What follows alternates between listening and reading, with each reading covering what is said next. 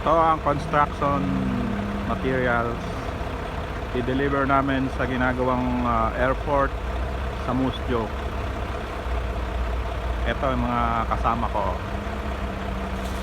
Ilan ba kami? 6 yata. 6 kami ngayon.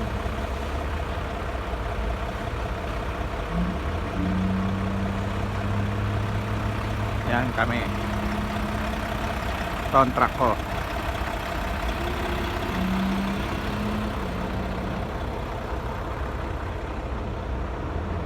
Yun pa yung mga kasama namin doon sa dulo.